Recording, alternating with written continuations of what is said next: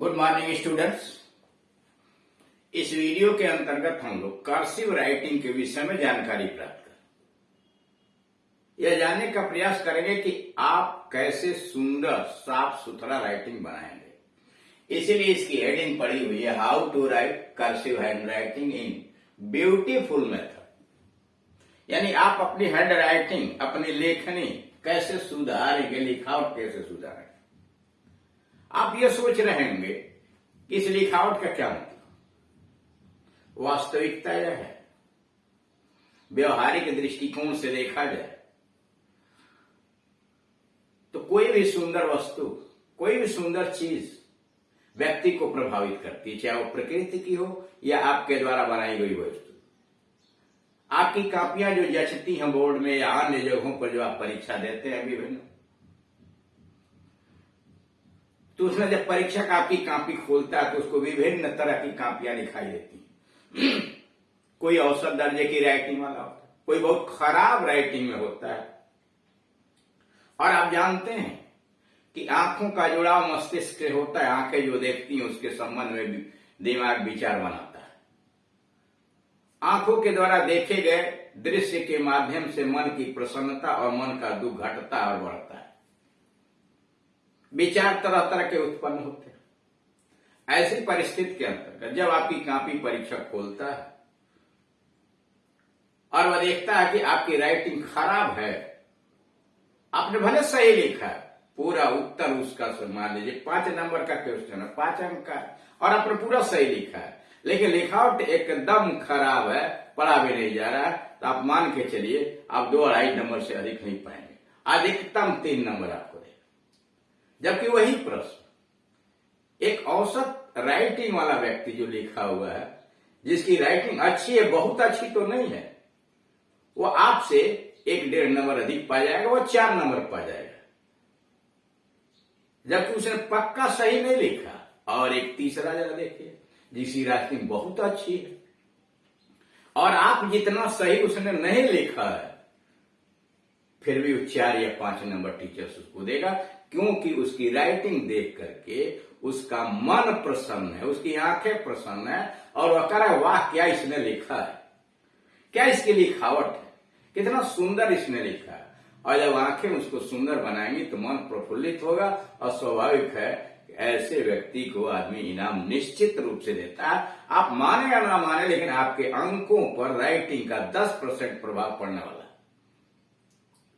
अगर औसत में आप 50 नंबर पाते हैं, 100 में मान लीजिए 50 नंबर औसत में पाते हैं, तो निश्चित रूप से मान के चलिए कि अगर आपकी हैंड राइटिंग उसी लिखावट में, तो आपका 10 अंक आगे बढ़ जाना है, 60 नंबर पाएंगे। और खराब है तो 50 पाने वाला 35 पाएगा। अब अंदाजा लगा लीजिए क्या फर्क पड़ता है।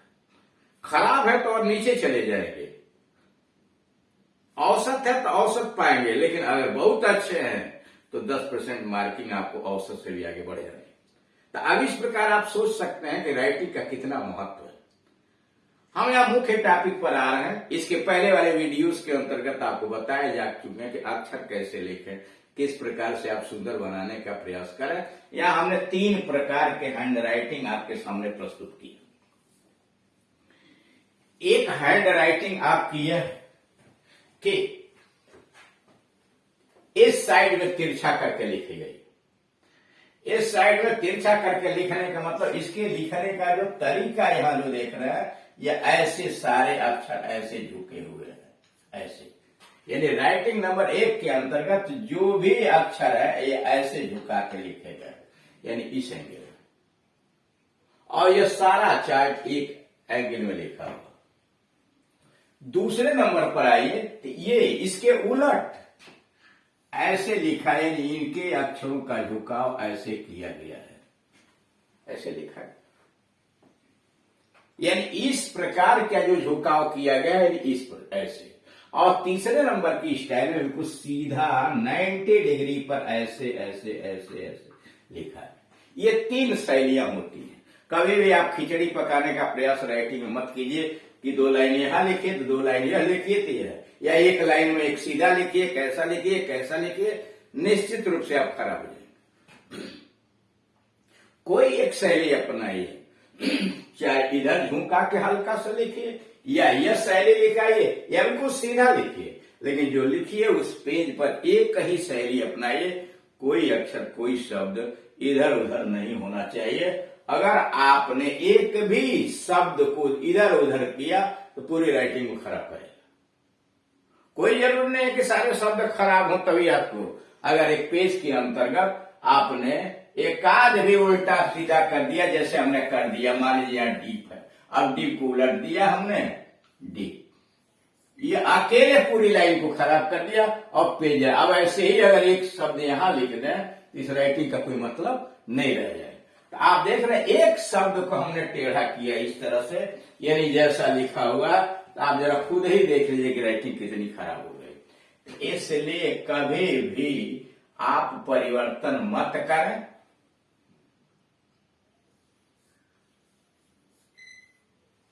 जो भी लिखें एक शैली के अंतर्गत लिखें, या तो इस शैली में लिखें, इस शैली में लिखें या इस शैली में। दूसरी बात यह होती है कि आप साफ सुथरा और सुंदर दिखाई देने के लिए शब्दों के बीच की दूरी लगभग बराबर कीजिए, जो न बहुत अधिक हो न बहुत कम हो। एक औसत दूरी होनी चाहिए शब्दों के बीच में कि साफ सुथरा समझ बात आ जाए कि क्या।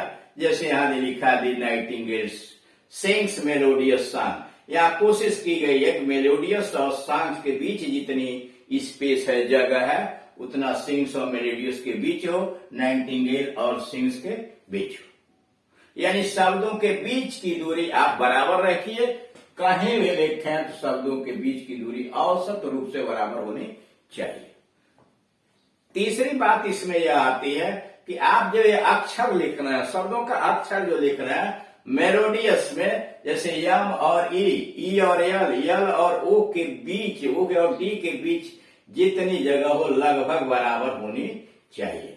और दूसरे लिखावट में आप देख रहे हैं कर्सिव राइटिंग में लिखा हुआ। कर्सिव राइटिंग का मतलब यह है कि अक्षरों को आपस में मिला दिया गया है, यानी बर्ड लिखा है BIRD आपस में मिले हुए हैं, देयर लिखा हुआ है तो देख रहे हैं THERE आपस में मिला हुआ है, पॉपुलर में मिला हुआ है, अबाउट में मिला हुआ। इसको घसीट छाप कहिए या कर्सिव या सरस लेखन कहा जाता है इसको, इसी को स्क्रिप्ट भी बोलते हैं। इससे लाभ क्या होता है कि आप बहुत तेजी के साथ लिखते हैं, बार बार आपको हाथ को उठाना नहीं पड़ता। अगर अलग अलग अक्षरों को हम लिखें तो हर बार आपको उठाना पड़ेगा और उसमें टाइम ज्यादा लगेगा। और अगर कर्सिव में आप लिखते हैं तो बहुत कम जगहों पर एक शब्द लिखने के बाद तब आप दूसरा हाथ हटा के आगे बढ़ते हैं, और इस प्रकार से हर अक्षर में आपको हटाना पड़ता है।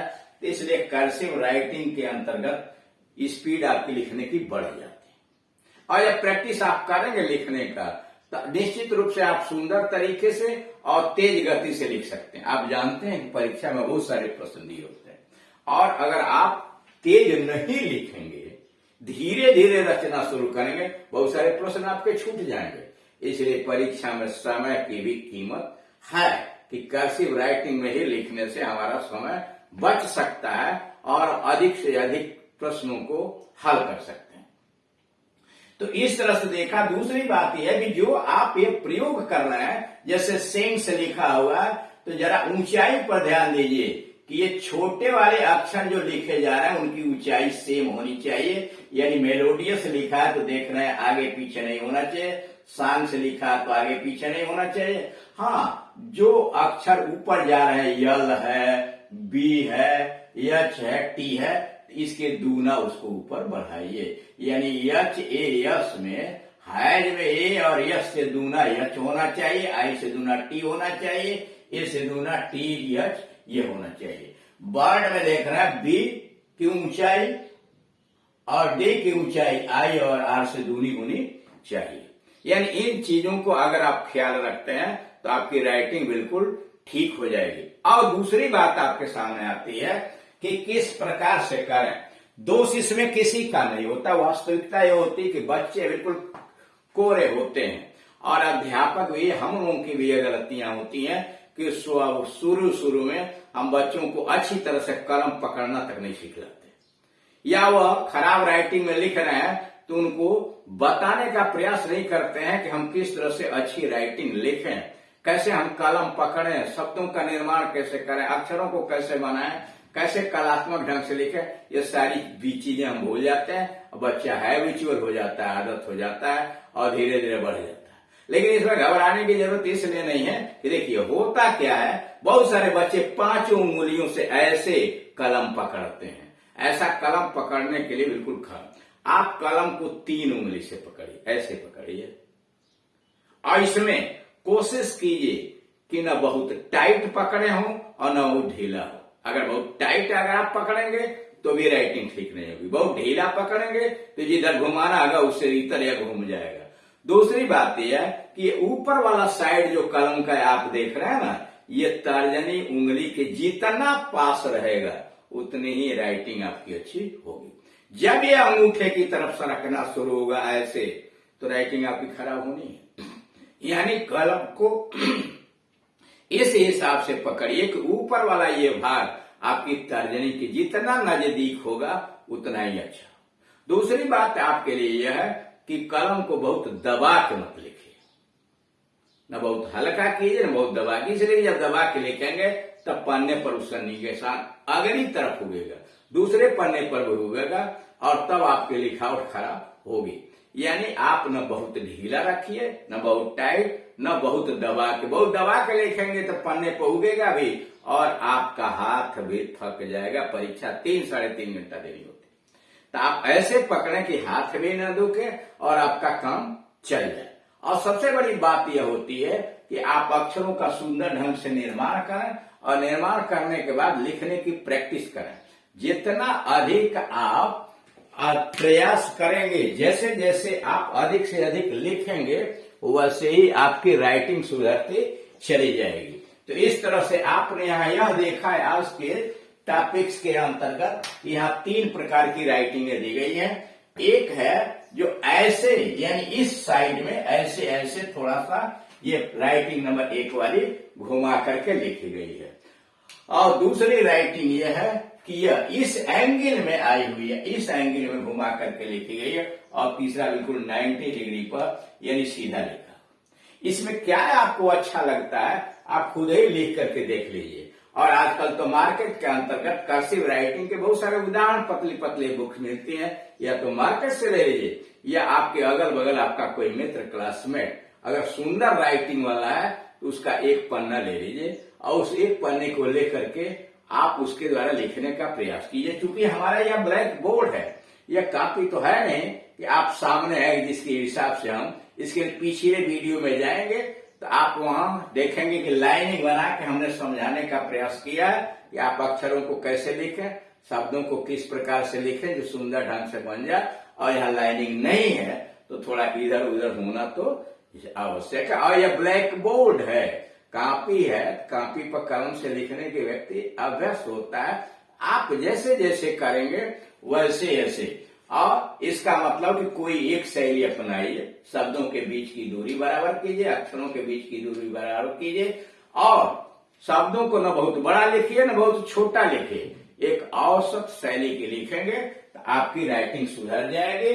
और हम उम्मीद करते हैं कि जैसे जैसे आप अभ्यास करेंगे वैसे ही सबसे अच्छा लिख सकते हैं, सबसे सुंदर आपकी लिखावट हो सकती है। Thank you.